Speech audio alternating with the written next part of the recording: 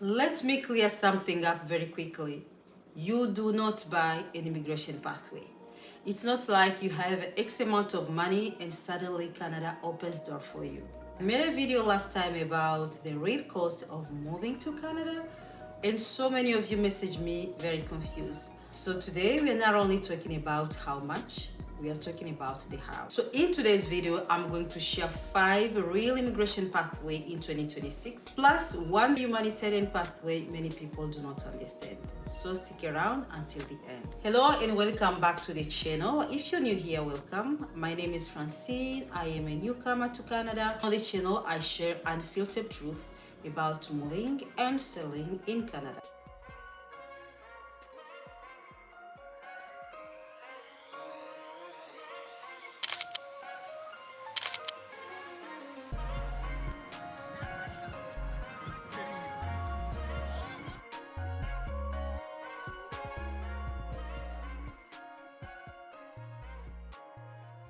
So for the context, Canada in 2026 is different from Canada in 2021. The so-called open door era is over. The government has reduced the permanent resident target from 500,000 to 380,000, and they are limiting temporary residents to about 5% of the population. So is Canada closed? No, but you have to be strategic. So let's start with the first pathway. So pathway number 1, the in Canada focus. The big shift for 2026 is this. Canada is choosing people who are already living inside the country. About 40% of permanent residents come from people who are already working or studying here. And this happens through the Immigration, Refugee, Citizenship Canada system under the Canadian Experience class. What is it?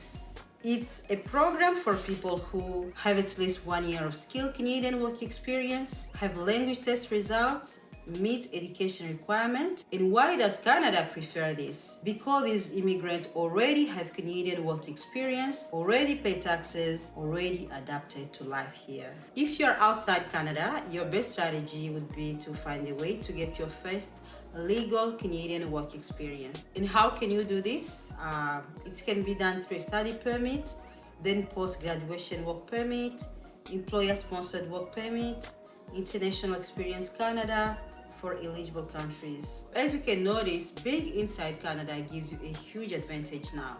So pathway number 2, Express Entry. If you're new here, this is the program that brought us to Canada. It is a point-based program managed online through the Immigration, Refugee, Citizenship Canada, the IRCC. Point-based system, put in simple terms, means that you get points based on your age, your education, your work experience, language test results, marital status, whether you have a job offer in Canada or not. So how does Express Entry works? You create a profile online, get points. Canada invites the highest scoring candidate. You apply for permanent residence. Processing usually takes about 6 months after invitation. And who can qualify? Skilled workers, people with education, plus language test, at least 1 year of work experience. Here is what changed in 2026. The Minister of Immigration introduced new priority categories. So we still have the healthcare and social services, the STEM skilled trade, but new categories this year we have transport occupations like truck drivers, pilot, mechanics, researchers, news managers with Canadian experience, and skilled military recruits with the Canadian Armed Forces. So what these changes mean?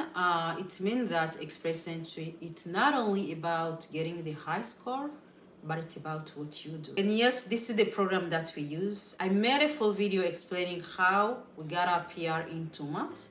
So watch video, then go check that one. So pathway number 3, the Provincial Nominee Program, in short PNP. If Express Entry is federal, the PNP is provincial. That each province selects immigrants based on its own local job need. In 2026, for example, the PNP will have about 90,000 spots. This is an increase. Provinces like Ontario, Alberta, British Columbia are choosing people directly. So how does it work? A province selects you, you get 600 extra points in Express Entry. That means you are almost guaranteed an invitation. And for many people, the PNP is no longer plan B. but it's now Plan A. Pathway number 4, Francophone Advantage. If you speak French, 2026 is for you. The Canadian government set a goal: 9.5% of immigrants outside Quebec must be Francophone speaking. This is huge.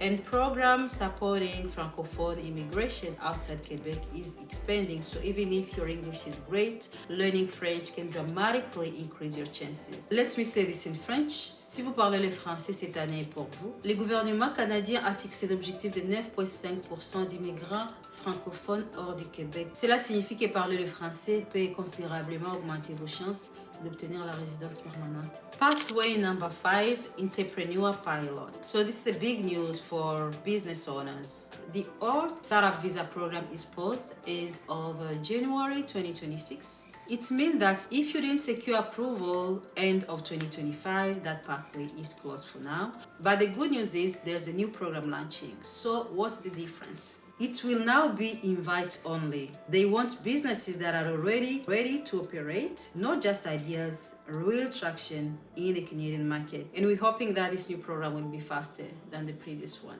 An important addition, the Refugee and Humanitarian pathway. Now let's talk about something very important. You cannot apply to be a refugee just because immigration is difficult.